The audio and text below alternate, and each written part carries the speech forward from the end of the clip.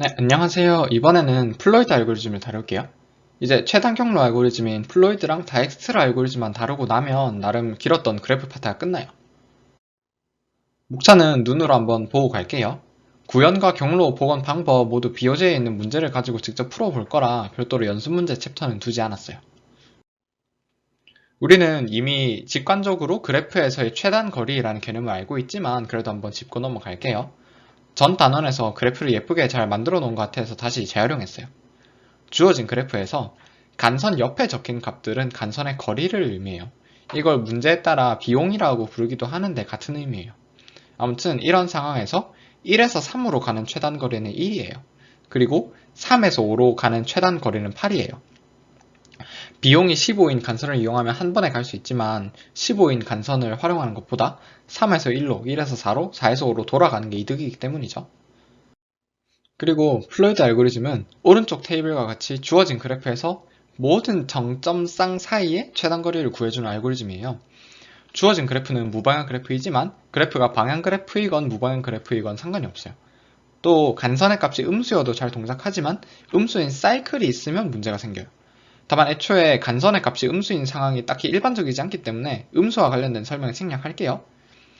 이전에 관련 내용을 다룬 적이 없다면 도대체 어떻게 주어진 그래프에서 임의의 시작점으로부터 임의의 도착점까지의 최단 거리를 모두 구할 수 있는지 전혀 감이 오지 않는 게 정상이에요. 관련 내용을 배운 적이 없음에도 불구하고 방법이 쉽게 떠오른다면 지금 강의를 들을 때가 아니라 대학원에 진학해서 우리나라를 빛내주세요. 다만 다행히 플로이드 알고리즘은 구현이 아주 쉬운 편에 속해요.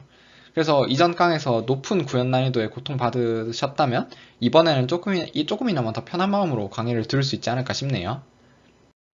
이제 플로이드 알고리즘의 과정을 알아볼게요. 설명을 돕기 위해 그래프와 빈 테이블을 모셨어요. 일단 테이블에서 당장 채울 수 있는 것만 채워볼게요. 자기 자신으로 가는 거리는 당연히 0이고 또 간선 한 개로 바로 건너갈 수 있는 곳 또한 간선의 값으로 바로 채울 수 있겠죠. 예를 들어 1번 정점과 2번 정점 사이에 거리가 4인 간선이 있으니까 1, 2와 2, 1이 모두 4로 채울 수 있어요. 만약 방향 그래프였다면 하나만 채워졌겠죠? 그래프에 간선이 많기 때문에 자명한 것들만 채워도 꽤 많이 채워지긴 했어요. 하지만 이 값은 여러 문제가 있죠. 예를 들어 3에서 5로 가는 최단거리가 8인데 지금은 간선 1개짜리만 보니까 15로 채워져 있어요. 그리고 1에서 5로 가는 최단거리는 아예 알아내지도 못해서 무한히 들어있어요. 아직 테이블은 고쳐야 할 게 많아요. 이러한 상황에서 이 플로이드 알고리즘은 아주 기발한 접근법을 제시해요. 그 접근법이란 바로 현재 테이블에서 일단 1번을 거쳐가는 최단거리만을 먼저 갱신하는 방법이에요. 현재 테이블에 적힌 값을 불완전한 최단거리로 생각하지 말고 중간에 다른 정점을 거치지 않았을 때의 최단거리라고 생각하면 조금 더 이해에 도움이 될 것 같아요. 이제 중간에 다른 정점을 거치지 않았을 때 최단거리가 저장되어 있던 테이블을 중간에 다른 정점을 거치지 않았거나 1번 정점을 거쳐서 갈 때 최단거리가 저장되도록 수정해 볼게요. 2에서 4로 가는 거리를 예로 들어보면 현재는 2에서 4로 가는 거리가 무한인데 1을 거쳐서 가면 2에서 1로 가는 간선, 1에서 4로 가는 간선을 이용해 거리 5로 갈 수 있으니까 해당 칸의 값을 5로 갱신하고 싶어요. 해당 테이블을 D라고 할게요. S에서 T로 갈 때 1번 정점을 거쳐가는 최단 거리는 DS1 더하기 D1T이죠. DS1 더하기 D1T가 의미하는 바는 S에서 1까지 최단 경로로 가고 그 후 1부터 T까지 다시 최단 경로로 갔을 때 값이니까요. 그렇기 때문에 각 ST에 대해 만약 DST보다 DS1 더하기 D1T가 작을 경우 즉 1번 정점을 거쳐 가는 것이 효율적일 때에만 DST를 DS1 더하기 D1T로 갱신해주면 돼요. 결과적으로 주어진 테이블에서는 D23, D24, D32, D34, D42, D43이 갱신돼요. 이렇게 현재 테이블에 적힌 값을 중간에 다른 정점을 거치지 않았거나 1번 정점을 거쳐서 갈 때 최단 거리로 만들었어요. 이것을 중간에 다른 정점을 거치지 않았거나 1번 혹은 2번 정점을 거쳐서 갈 때 최단 거리로 수정할 거예요. 방법은 이전과 마찬가지예요. 비슷한 논리로 생각했을 때 S에서 T로 갈 때 2번 정점을 거쳐서 가는 최단 거리는 DSE 더하기 DET예요. 만약 ST보다 DSE 더하기 DET가 작을 경우 DST를 DSE 더하기 DET로 갱신해주면 돼요. 주어진 테이블에서는 D15, D35, D51, D53이 갱신돼요. 이제 대충 느낌이 오시나요? 현재 테이블에 적힌 값은 중간에 다른 정점을 거치지 않았거나 1, 2번 정점을 거쳐서 갈 때의 최단거리예요. 이것을 중간에 다른 정점을 거치지 않았거나 1, 2, 3번 정점을 거쳐서 갈 때의 최단거리, 중간에 다른 정점을 거치지 않았거나 1, 2, 3, 4번 정점을 거쳐서 갈 때의 최단거리, 마지막으로 중간에 다른 정점을 거치지 않았거나 1, 2, 3, 4, 5번 정점을 거쳐서 갈 때의 최단거리는, 즉 이게 최종적인 최단거리까지 쭉쭉 나아가면 돼요. 계속 진행을 할게요. 테이블에 3번을 거쳐가는 최단거리를 반영할 거예요. DST보다 DS3 더하기 D3T가 작을 경우 DST를 DS3 더하기 D3T로 갱신해주면 돼요. 하지만 DST보다 DS3 더하기 D3T가 작은 경우가 없어서 주어진 테이블에서는 아무 값도 변경되지 않았어요. 테이블에 4번을 거쳐가는 최단거리를 반영할게요.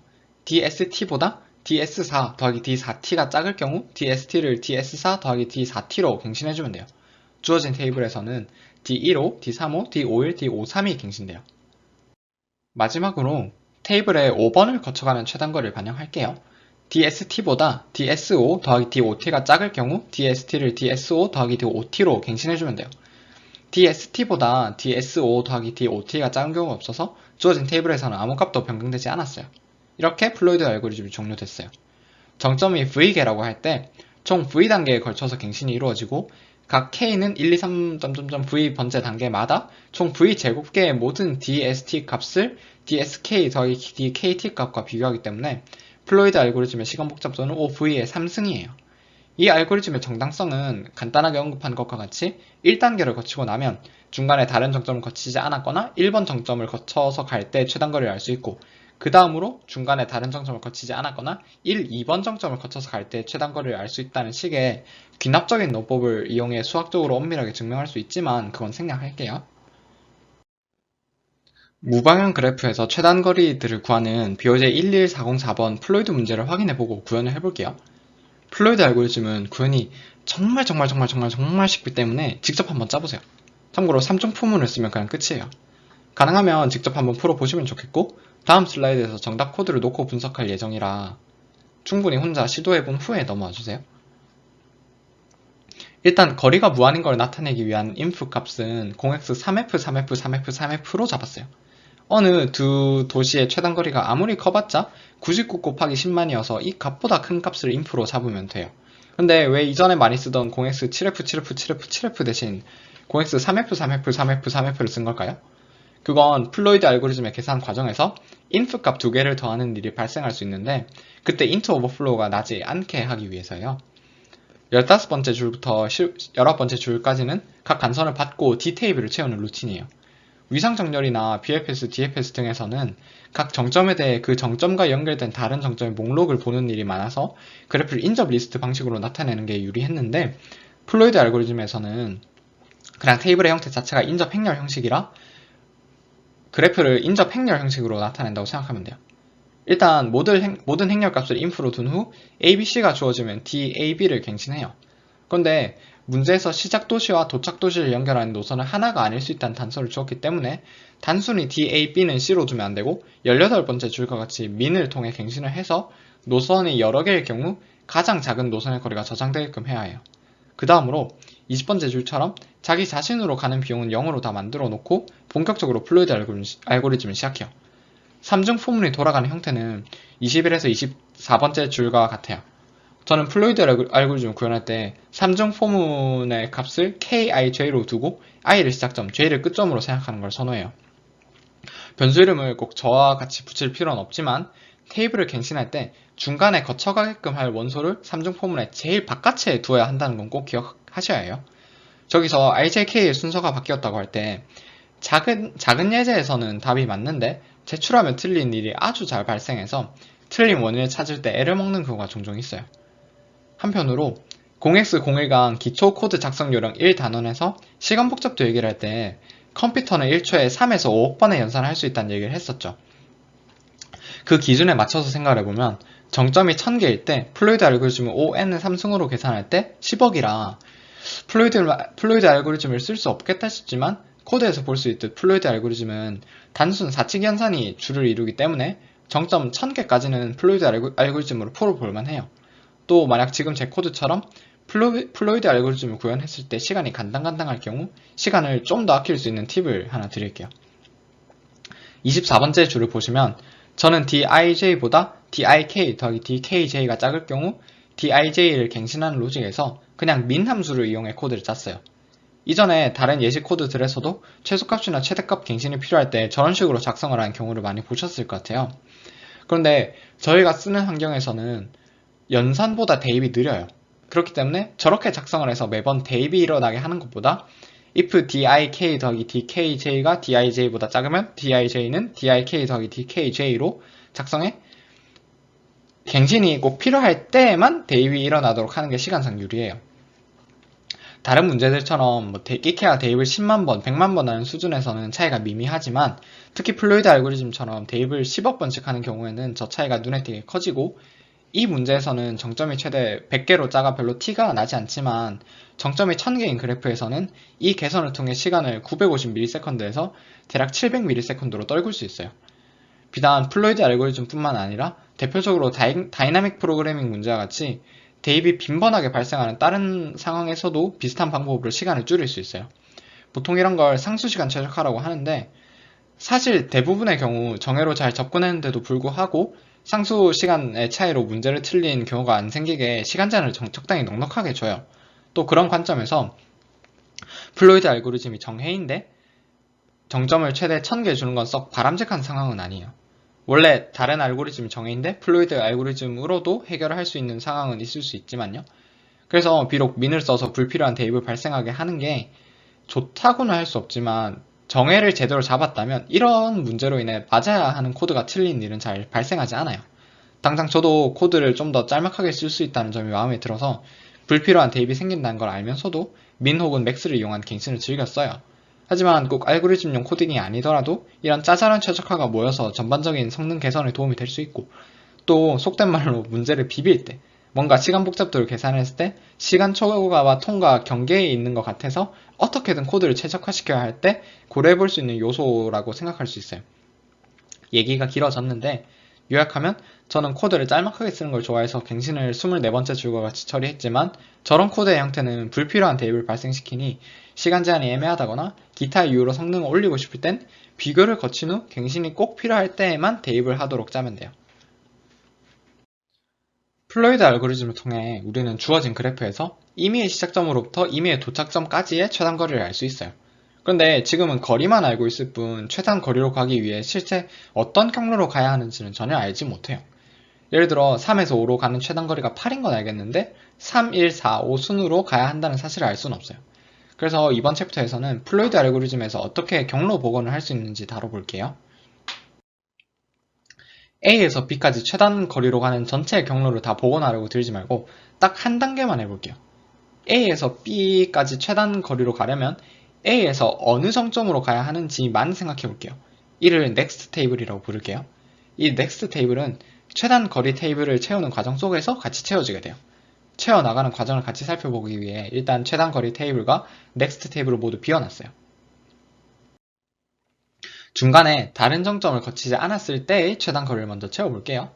next 테이블도 지금까지는 큰 어려움 없이 채울 수 있는데 예를 들어서 1에서 2로 가는 간선이 있기 때문에 next 1, 2는 2가 돼요.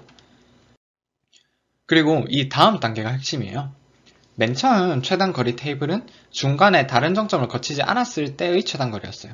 이걸 중간에 다른 정점을 거치지 않았거나 1번 정점을 거쳐서 갈 때 최단 거리가 저장되도록 수정하기 위해 DST보다 DS1 더하기 1T가 작을 경우, 즉 1번 정점을 거쳐가는 것이 효율적일 때에만 DST를 DS1 더하기 D1T로 갱신했어요.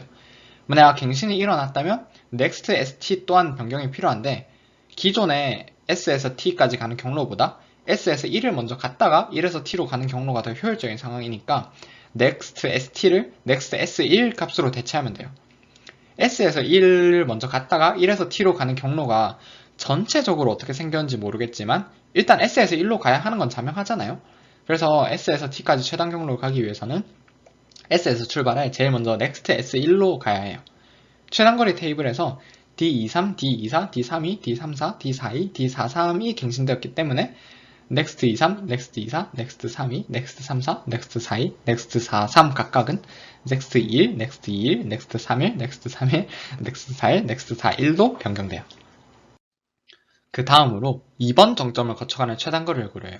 만약 DST보다 DSE 더하기 DET가 작을 경우 DST를 DSE 더하기 ET로 갱신해요.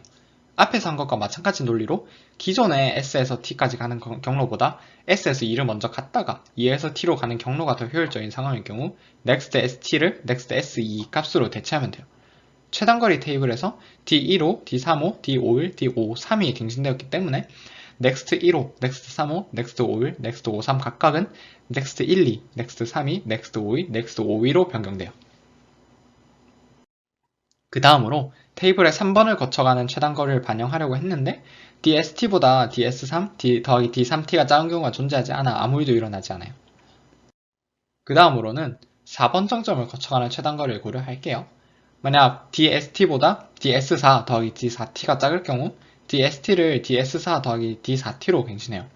앞에서 한 것과 마찬가지 논리로 기존의 S에서 T까지 가는 경로보다 S에서 4를 먼저 갔다가 4에서 T로 가는 경로가 더 효율적인 상황일 경우 next ST를 next X4 값으로 대체하면 돼요.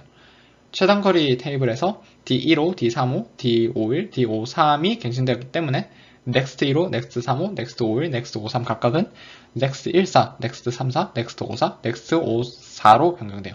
다만 next 35의 경우에는 기존의 값이 1이었는데 next 34도 1이기 때문에 값이 달라지지 않아요. 마지막으로 테이블의 5번을 거쳐가는 최단거리를 반영하려고 했는데 DST보다 DSO, DOT가 작은 경우가 존재하지 않아 아무 일도 일어나지 않아요.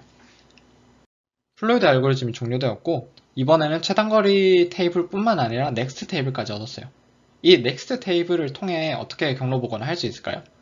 다이나믹 프로그래밍 단원에서 1로 만들기 2 문제의 풀이를 기억하고 있다면 아마 여기까지만 보고 바로 경로 복원을 해낼 수 있을 것 같아요. 바로 도전해 보실 분은 그렇게 하시고 3에서 5까지 가는 경로를 복원하는 걸 한번 보여드릴게요. 설령 감이 잘 안 오더라도 이 예제만 보고 나면 바로 이해가 갈 것 같아요. 딴 건 모르겠고 next 3, 5가 1이므로 일단 3에서 1로 가요. 그 다음엔 어디로 가야 될까요?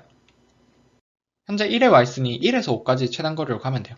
next 1, 5가 4이므로 1에서 4로 가요. 그 다음은 어디로 가야 될까요? 현재 4에 와 있으니 4에서 5까지 최단거리로 가면 돼요. next 4, 5가 5이므로 4에서 5로 가요. 이렇게 목적지에 도착했어요. next 테이블을 이용해 한 단계씩 앞으로 전진하면 경로를 복원할 수 있어요. 구현은 다음 슬라이드에서 BOJ11780번 플로이드 2 문제의 코드를 보면서 같이 살펴볼게요. 코드가 길어서 뒷부분이 잘렸는데 일단 여기까지만 한번 볼게요. 이전의 코드와 대부분이 동일하기 때문에 넥스트 배열과 관련된 부분만 짚고 넘어갈게요. 16에서 21번째 줄에서 입력을 처리할 때 20번째 줄과 같이 넥스트 배열의 값 또한 변경해요. 그리고 24에서 30번째 줄과 같이 3중 포문을 돌 때 29번째 줄과 같이 넥스트 배열을 갱신해줘요. 다음으로 경로를 복원하는 부분인데 47에서 50번째 줄의 로직의 핵심이에요. 앞에서 언급했던 다이나믹 프로그래밍 단원에서 1로 만들기 2 문제에서도 동일한 로직이 등장했고 조금 가물가물할 수 있지만 야매 연결 리스트에서 트래버스 함수도 마찬가지였으니 이해에 크게 어려움은 없을 것 같아요. 이번 강의를 통해 플로이드 알고리즘을 익혔어요. 플로이드 알고리즘은 무방향 혹은 방향 그래프에서 모든 정점 쌍 사이의 최단거리와 그 경로를 OV3승에 알아낼 수 있는 알고리즘이에요. 문제집의 연습 문제들을 풀다 보면 느낄 수 있겠지만 주어진 그래프에서 정점의 수가 1000개 이하로 작다면 일단 플로이드 알고리즘을 돌릴 수 있음을 인지하고 모든 정점 쌍 사이의 최단 경로를 구할 경우 문제에서 요구하는 바를 계산해낼 수 있는지를 고민하는 방식으로 접근할 수 있어요. 또 응용 문제에는 플로이드 알고리즘의 원리 자체를 제대로 이해하고 있어야 해결할 수 있는 문제를 몇 개 두었으니 지적 유의가 필요하거나 이번 기회에 플로이드 알고리즘을 정복하겠다 하는 큰 야망이 있으시다면 응용 문제까지 꼼꼼하게 풀어보세요. 그럼 감사합니다.